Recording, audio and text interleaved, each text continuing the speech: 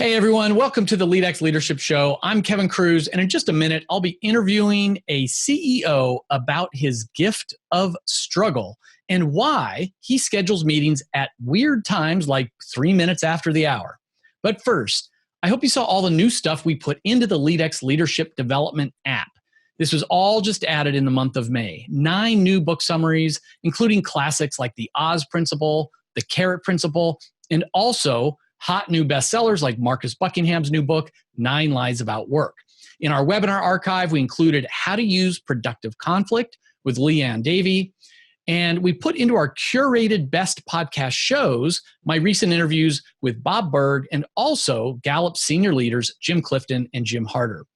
And yes, the best is being saved for the last.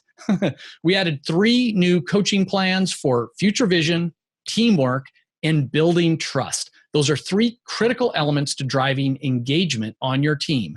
Let Coach Amanda be your executive coach as you get stronger in these areas, building trust, building teamwork, and instilling a sense of positive future vision. Remember, you can just try it out for free at leadx.org. Now, on to the interview.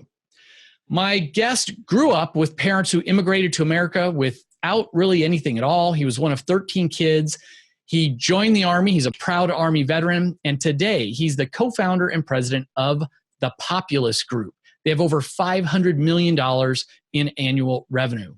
He's the author of The Gift of Struggle. It's a book about leadership and the life-changing lessons we learn through our struggles.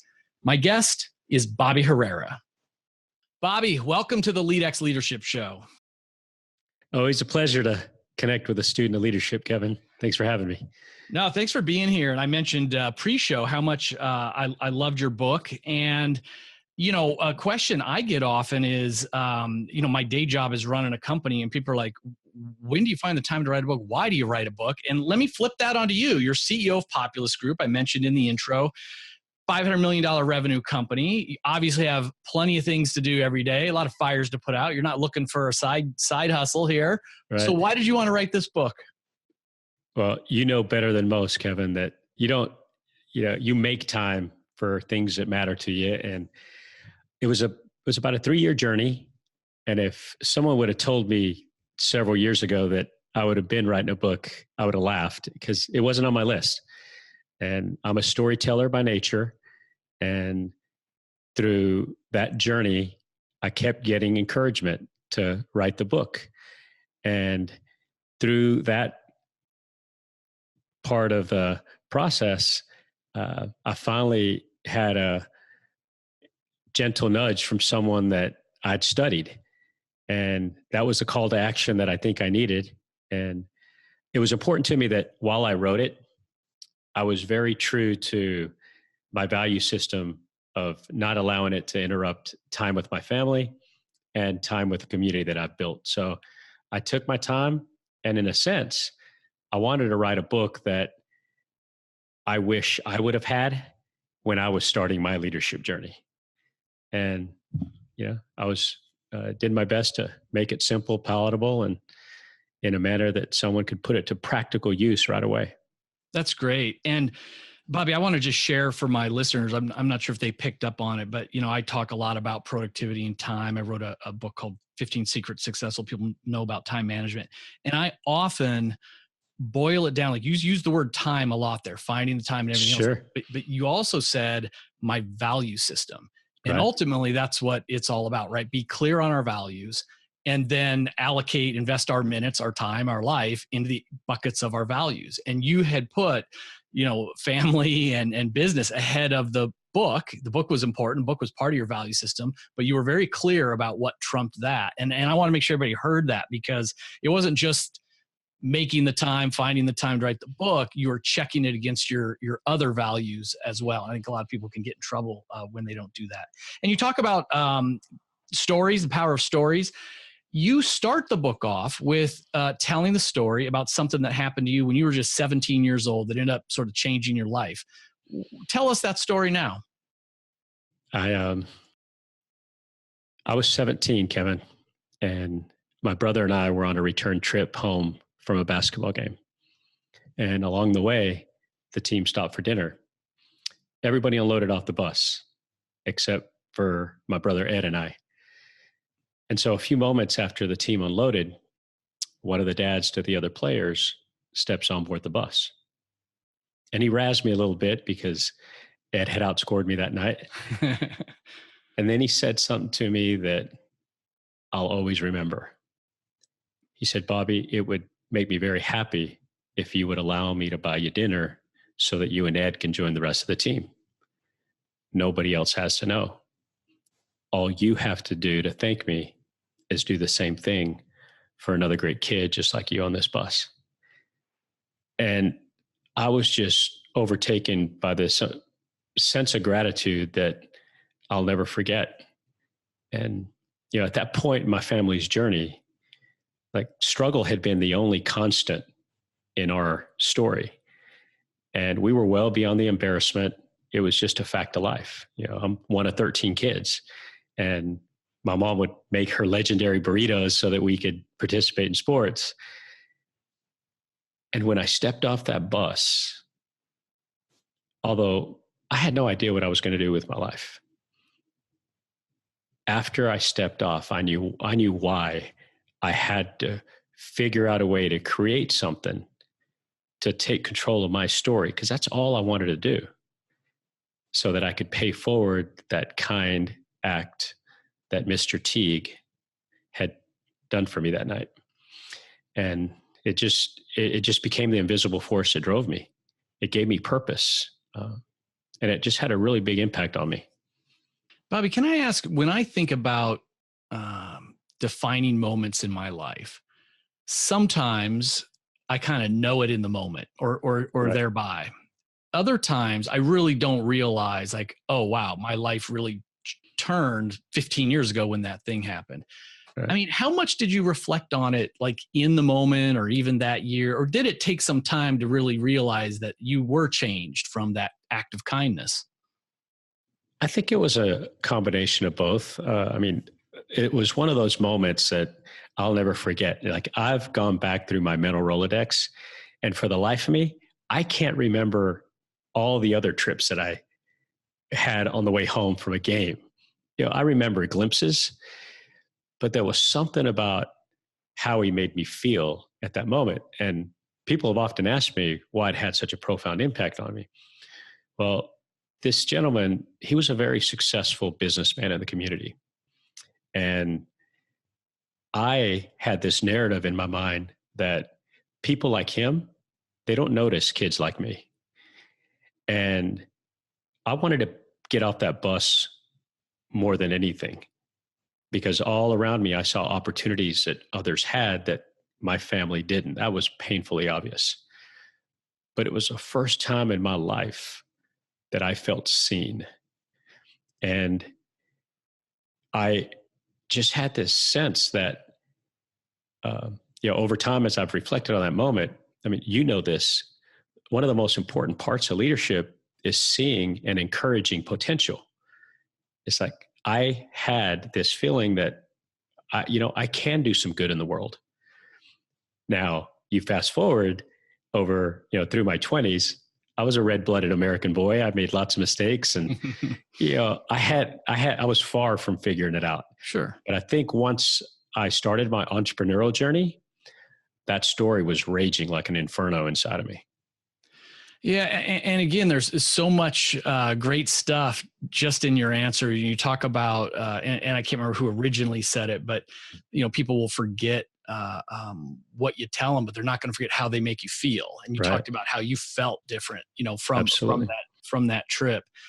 And the importance of being seen, as you said, and I've written about that. It's I think people don't realize how important that is, and especially if you're in a leadership role at work or in the community, people do want to be seen, and certainly it's powerful to make such an impact, like the way that gentleman made an impact on you.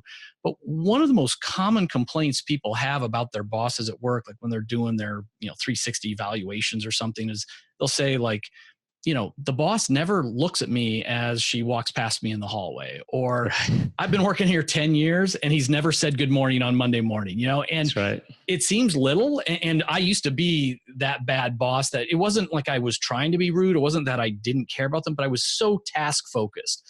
I would walk down the hallway thinking about my to-do list or the other thing.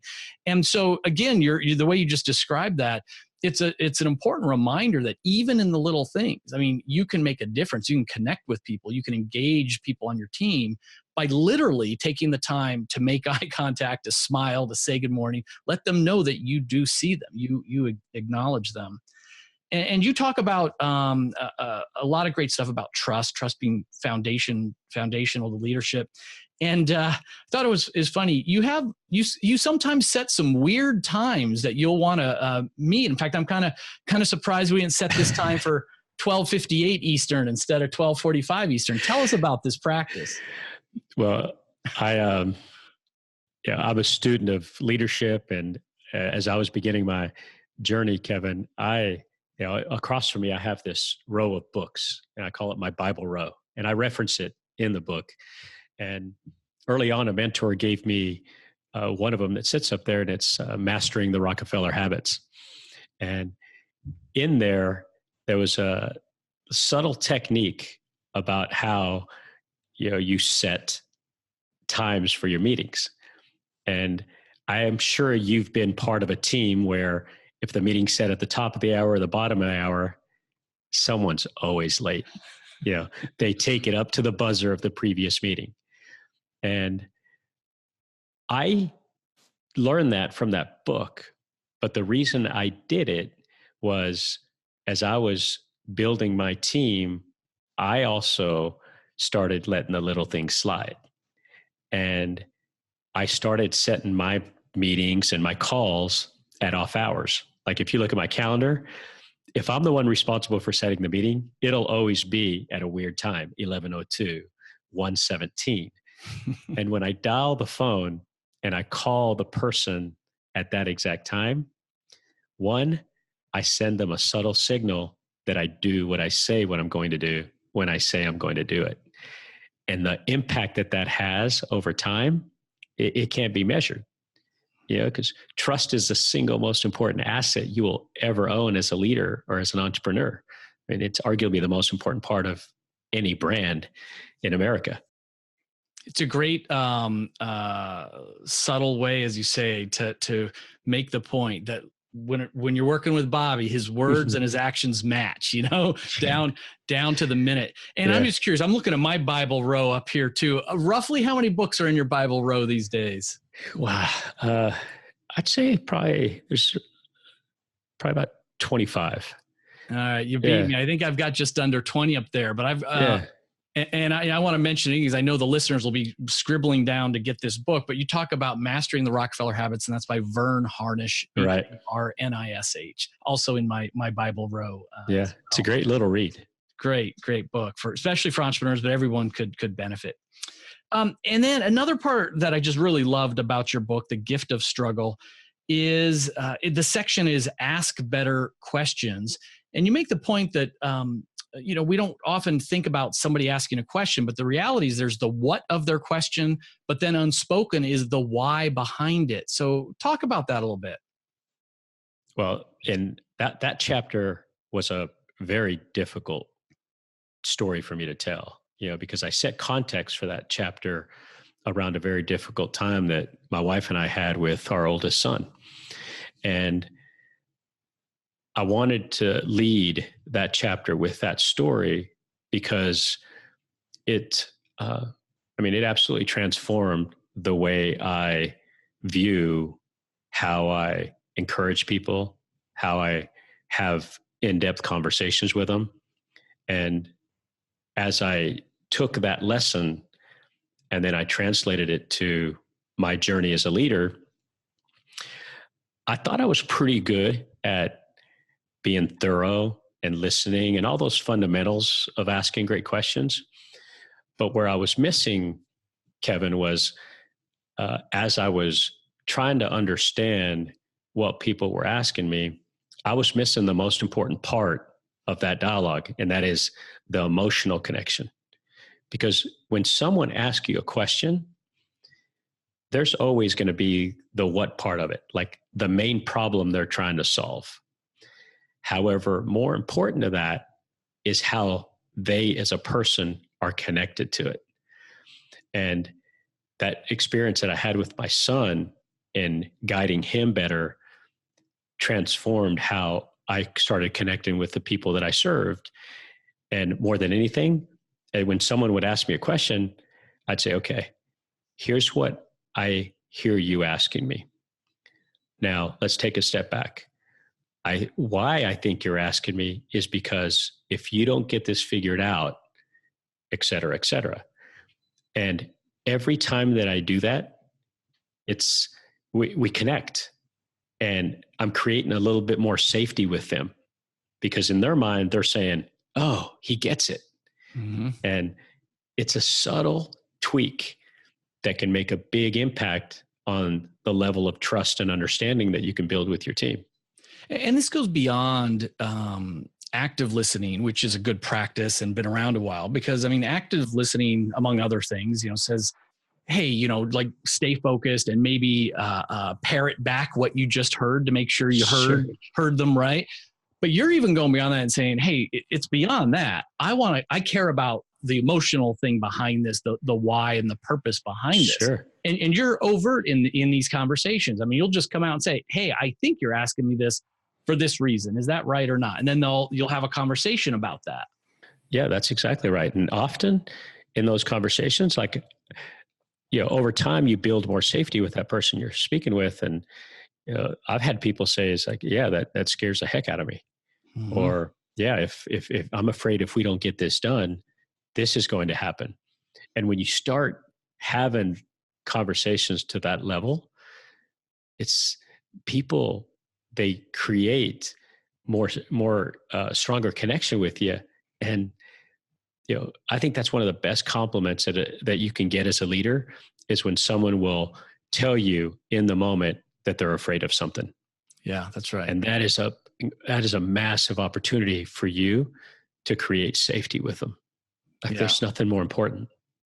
And great things come from that psychological safety. I mean, they'll be more innovative because they're not going to be afraid to fail at something. They'll try to solve problems without bringing you into it because there's safety there. I mean, it's a great technique that yields a lot.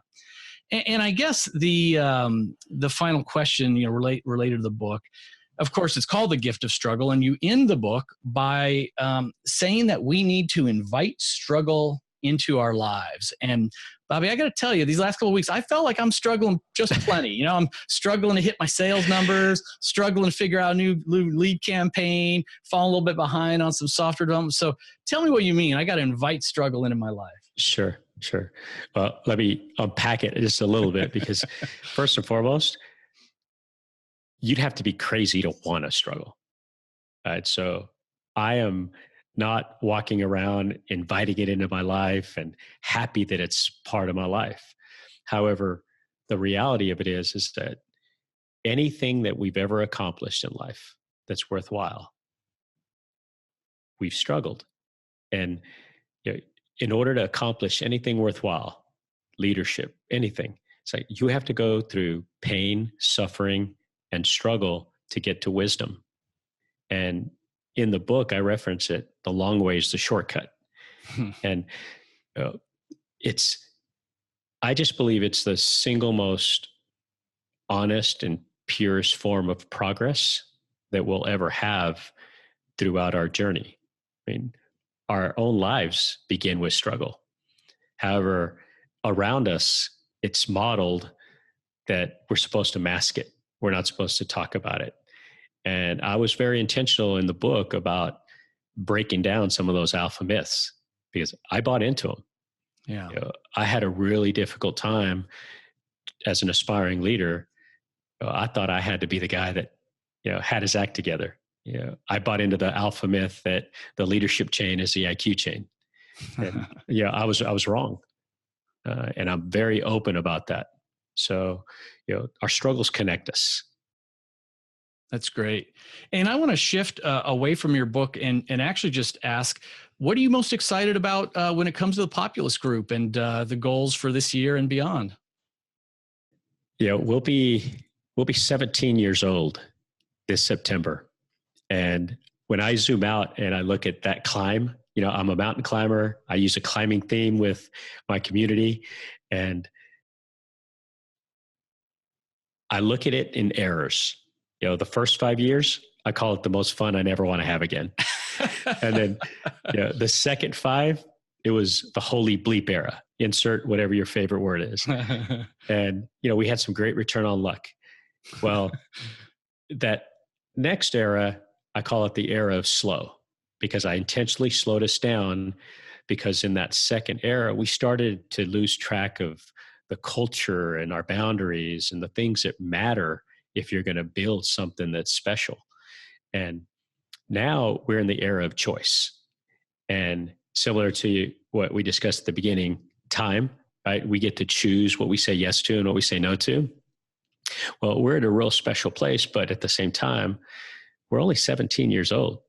And I often tell my community that in those first 5-10 years, we flunked at least 3 times. So we're just a big eighth grader. And, Kevin, it's a bit of a long-winded answer, but I think I wanted to give you the sense of the fact that we're going to keep leaning into humility. That's very important to us. The industry that we're in, there's a raging war for talent out there, and it's only going to get more intense. So we feel really good about the story that we're narrating. And we really want to be the type of organization that helps others create the type of culture that we have and shares those lessons. And that's one of the reasons I wrote the book. All the great people at Populus Group, I couldn't have done it without them. And, they're allowing me to get out and share some of these lessons. And it's been an interesting ride. I feel like the best part of our story is just beginning. Oh, I'm sure. I'm sure. Bobby, where can our listeners find out more about the Gift of Struggle and also the Populus Group? Well, they can go to my website, and that's bobby-herrera.com, or they can find me on LinkedIn, also on Twitter and Instagram. I'm new to the social media game, and I moved to a farm in Portland to lay low, and I kind of messed that up, Kevin. So, but that's at Bobby Herrera PG. Fantastic. Fantastic. Bobby, thanks for sharing your wisdom, sharing your experiences and stories. We're all going to be better off for it. Thanks for coming on the LEADx show. Likewise, Kevin. Thank you. I appreciate it.